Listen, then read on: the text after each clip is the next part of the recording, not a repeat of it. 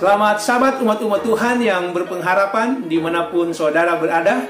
Pada hari Sabat ini kita bersyukur kepada Tuhan oleh karena Tuhan masih memberikan kesempatan bagi kita untuk beribadah walaupun hanya melalui media komunikasi.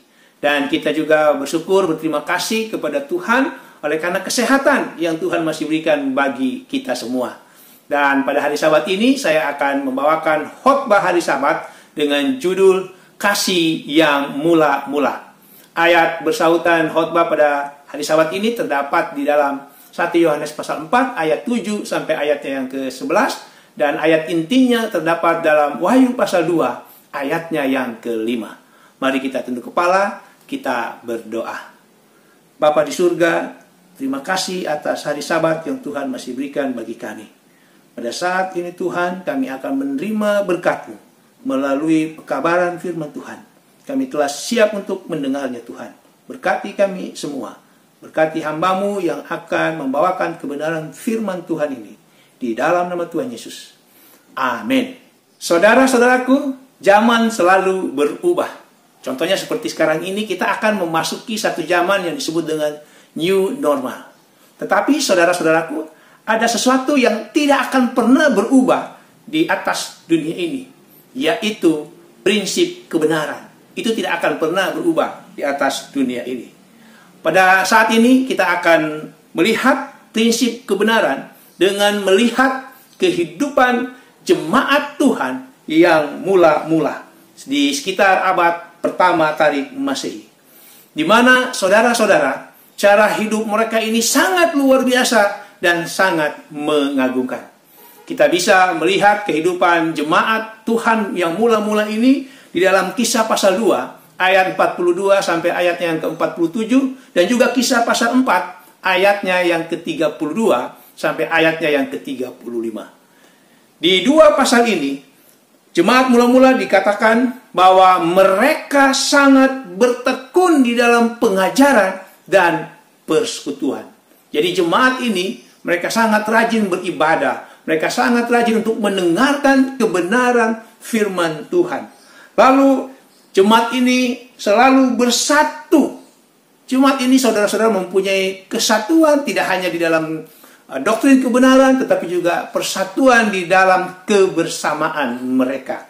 Lalu dikatakan bahwa jemaat ini bahkan membagi-bagikan harta milik mereka. Artinya mereka tidak bisa diam untuk melihat saudara-saudara mereka di dalam kesusahan, maka mereka akan membagikan apa yang dibutuhkan dan diperlukan oleh saudara-saudara mereka.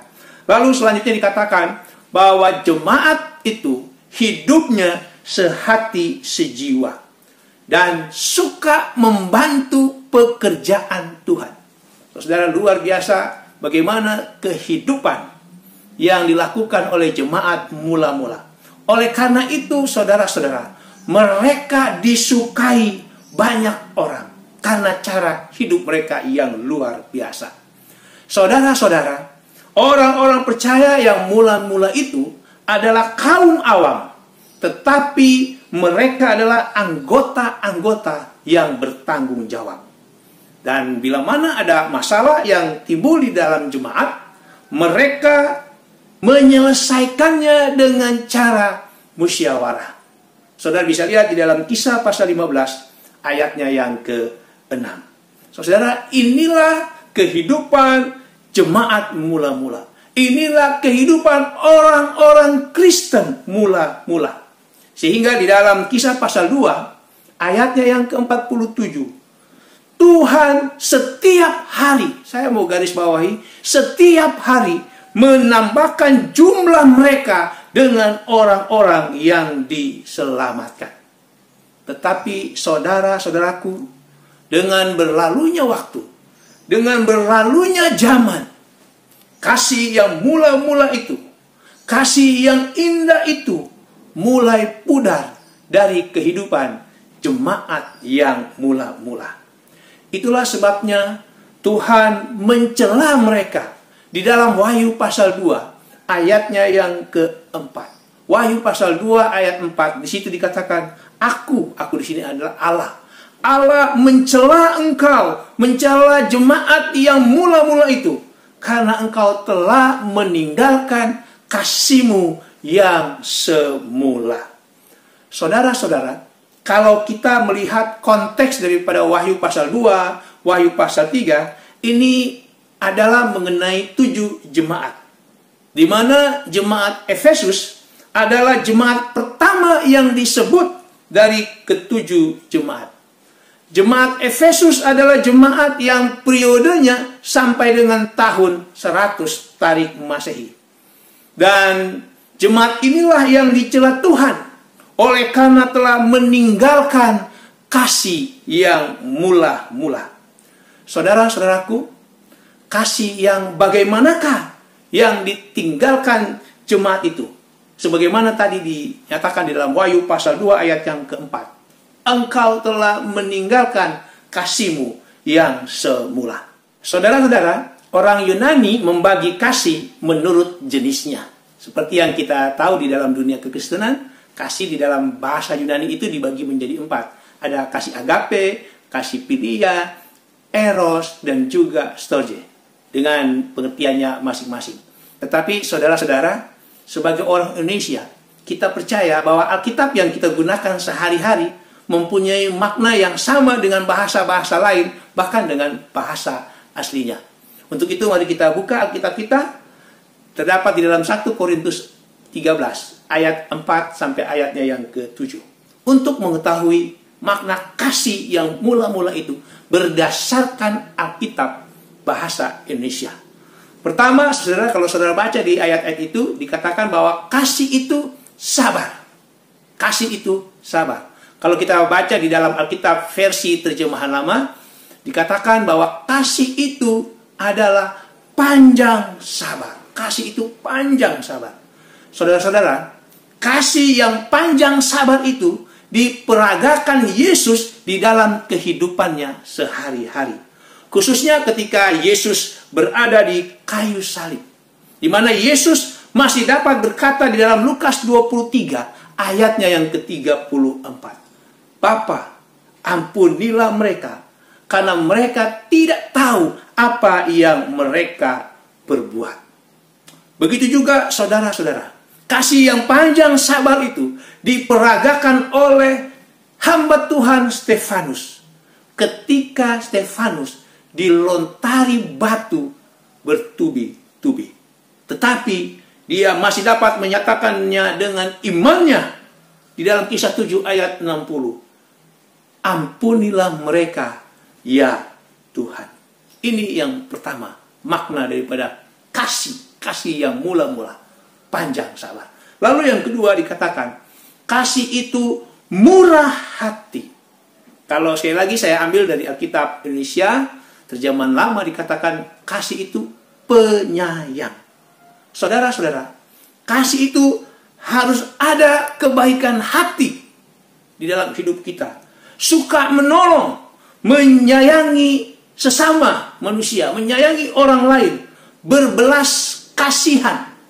Bahasa kerennya adalah mempunyai kepedulian sosial. Bagaimana kasih yang semula itu ada di dalam hidup kita di kondisi yang seperti sekarang ini? Apakah kita mempunyai kepedulian sosial? Lalu yang ketiga, makna kasih yang mula-mula di dalam 1 Korintus 13. Dikatakan, kasih itu tidak cemburu.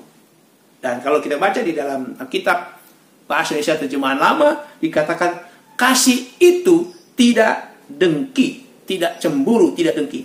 Saudara-saudara, kita sebagai umat-umat Tuhan harus bersyukur dan bersuka cita juga kalau kita melihat orang lain berbahagia. Kalau orang lain itu lagi diberkati, kita harus bersyukur. Kita harus berbahagia. Bukannya kita cemburu atau dengki. Saudara yang dikasihi Tuhan. Yang berikut dikatakan bahwa kasih yang mula-mula itu, kasih itu tidak memegahkan diri, tidak sombong. Sebagai umat-umat Tuhan, kita harus menghindari perasaan membanggakan diri atas pujian dan sanjungan. Kenapa? Karena kita sering terlena atau terlelap tidak sadar kalau kita disanjung, kalau kita mendapatkan pujian. Yang selanjutnya di bagian yang kelima dikatakan, kasih itu tidak melakukan yang tidak sopan dan tidak mencari keuntungan sendiri. Kasih itu tidak melakukan yang tidak sopan dan tidak mencari keuntungan sendiri. Saudara-saudara, mari kita perhatikan. Apakah tingkah laku kita, tutur kata kita, cara berpakaian, cara berdandan yang kita lakukan ini sudah sesuai tidak dengan norma-norma kesopanan. Lalu kita perhatikan, apakah kita ini di dalam hidup kita ini hanya mencari keuntungan untuk diri kita sendiri, baik itu keuntungan dalam kehidupan sehari-hari maupun di dalam kehidupan kerohanian kita. Selanjutnya yang keenam dikatakan, kasih itu tidak pemarah dan tidak menyimpan kesalahan orang lain. Kasih itu tidak pemarah dan tidak menyimpan kesalahan orang lain. Saudara-saudara, mari kita hindari sifat lekas naik darah atau marah-marah yang pada akhirnya membuat kita menjadi dendam dan menyimpan kesalahan orang lain, yang sebenarnya itu, saudara-saudara, merugikan diri kita sendiri. Lalu yang ketujuh, yang terakhir, kasih itu dikatakan tidak bersuka cita karena ketidakadilan. Kalau versi terjemah lama, karena kezaliman. Tetapi kasih itu bersuka cita oleh karena kebenaran. Saudara-saudaraku, inilah makna kasih yang mula-mula di dalam Alkitab bahasa Indonesia. Kasih yang Tuhan rindukan menjadi bagian di dalam kehidupan kita. Saudara-saudaraku yang dikasihi Tuhan, kita sudah mengetahui kasih yang mula-mula itu. Oleh sebab itu, saudara-saudaraku, kembalikanlah kehidupan kasih yang mula-mula itu di dalam jemaat kita sekarang ini. Karena Yesus berkata di dalam ayat inti kita, di dalam Wahyu pasal 2 ayatnya yang kelima. Wahyu pasal 2 ayatnya yang kelima mengatakan, sebab itu ingatlah betapa dalamnya engkau telah jatuh. Bertobatlah dan lakukanlah lagi apa yang semula engkau lakukan. Jika tidak, aku akan datang kepadamu dan aku akan mengambil kaki dianmu dari tempatnya jika engkau tidak bertobat. Saudara-saudaraku, pertobatan yang benar datang dari dalam hati, bukan dari luar atau orang yang dilihatnya dari luar. Harus dimulai dalam diri kita sendiri. Jangan menunggu orang lain. Bila hati telah disucikan oleh kuasa Roh Tuhan, kuasa Roh Kudus, maka seluruh tubuh bagian luar juga akan terpengaruh. Orang akan melihat, oleh karena di dalam hidup kita, di dalam hati dan pikiran kita sudah diubahkan oleh kuasa Roh Kudus. Tutur kata kita, tingkah laku kita, penampilan kita akan sesuai dengan apa yang Tuhan kehendaki.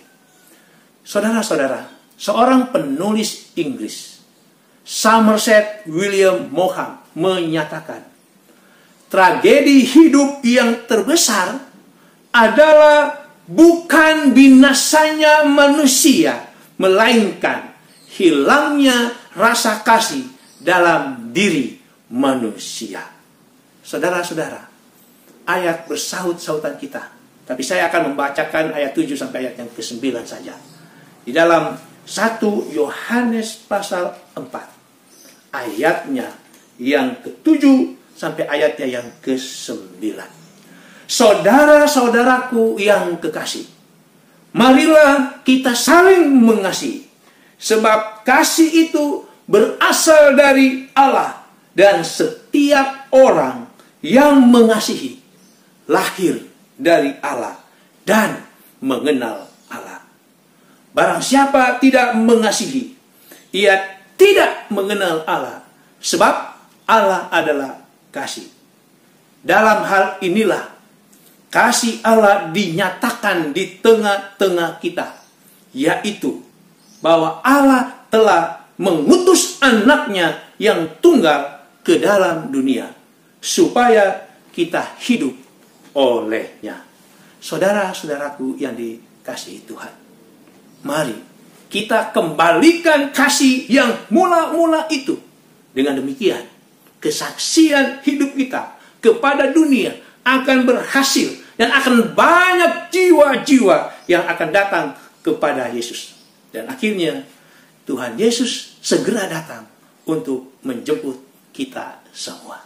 Inilah yang menjadi khotbah kita pada hari Sabat yang diberkati ini. Tuhan Yesus memberkati kita semua. Shalom. Mari kita tunduk kepala, kita berdoa. Bapa di surga, terima kasih oleh karena berkat hari Sabat melalui pekabaran firman Tuhan yang begitu indah, di mana kami diingatkan untuk mengembalikan kasih yang mula-mula, kasih yang mulai pudar, tidak hanya di dalam kehidupan jemaat-Mu yang mula-mula, tetapi juga di antara jemaat Tuhan sekarang ini. Bapa di surga, ampuni kami, dan biarlah kuasa Roh Kudus Tuhan akan mengurapi kehidupan kami. Kuasa Roh Kudus Tuhanlah yang akan mengubah hati dan pikiran kami untuk dapat menghidupkan kasih yang mula-mula itu. Terpujilah nama-Mu Bapa beserta kuasa-Mu. Berkati kami umat-umat-Mu dimanapun kami berada. Di dalam nama Tuhan Yesus.